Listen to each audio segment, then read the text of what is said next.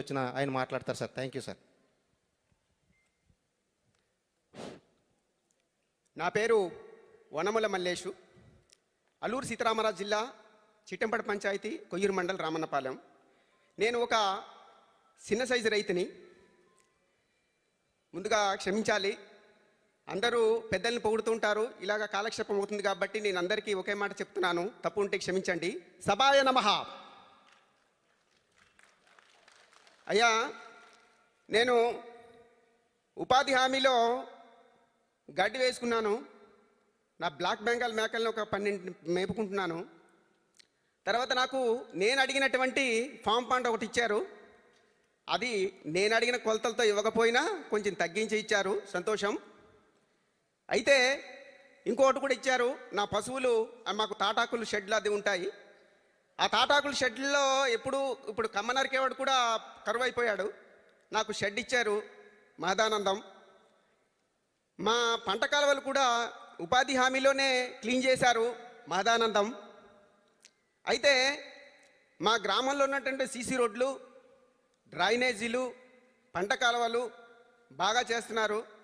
అయితే చాలా బాగుంది.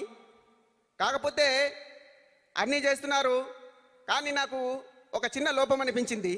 అది మీ స్థాయిలో సరిదిద్దగలిగితే చేయొచ్చు, లేకపోతే మానేయచ్చు. కాకపోతే నాకు చిన్న విన్నపం, ఈ ఉపాధి పనిలో ఉపాధికి సంబంధించినటువంటి అన్ని పనులు చేస్తున్నారు, కానీ వ్యవసాయ అనుబంధంగా పనిచేసేటువంటి నాట్లు, తర్వాత కోతలు, కలుపు తీతలు, ఇటువంటి మీద మాత్రం దృష్టి పెట్టడం లేదు. ఇది పెద్ద సమస్యగా ఉంది. ఇది అందరికీ తెలుసు, కానీ ఎవరు మాట్లాడడం లేదు. మరి ఎందుకు మాట్లాడడం లేదు నాకైతే అర్థం కావటం లేదు. ఇది కొంచెం అనుభవజ్ఞులైనటువంటి శాస్త్రవేత్తలు, మహానుభావులు, సంఘ సంస్కృతులతో పెద్దలు దాన్ని చర్చించి దాన్ని కొంచెం సరిదిద్దాల్సిందిగా కోరుకుంటున్నాను. అయితే మాది అల్లూరు సీతారామరాజు జిల్లా. పెద్ద పరికరాలు పనికిరావు, చిన్న చిన్న కమతాలు. ఒక రైతుకి 2.5 ఎకరాల నుంచి 5 ఎకరాలు, మహా అయితే అక్కడక్కడ ఒక 10 ఎకరాలు ఉంటుంది. అయితే వీళ్ళు యాంత్రిక పరికరాలు ఉపయోగించడానికి చాలా తక్కువ ఇది ఉంటుంది.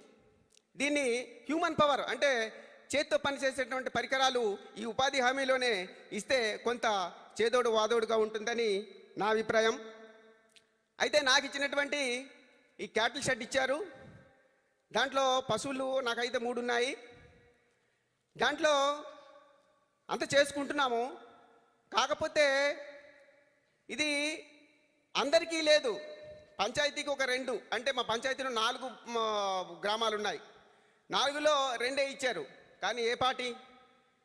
కాకపోతే ఎస్టిమేషన్ తగ్గించైనా సరే ఇంకా తక్కువ, ఇంత సాంకేతిక పరిజ్ఞానం పెరిగినటువంటి మనం ఇంకా తక్కువ ఖర్చుతోనే, అంటే నాకు షెడ్ 2,30,000, 1,20,000తోనే మన అద్భుతంగా ఒక క్యాటిల్ షెడ్ని వేయొచ్చు. దానికి సంబంధించినటువంటి వనరులు ఉన్నాయి, అన్నీ ఉన్నాయి.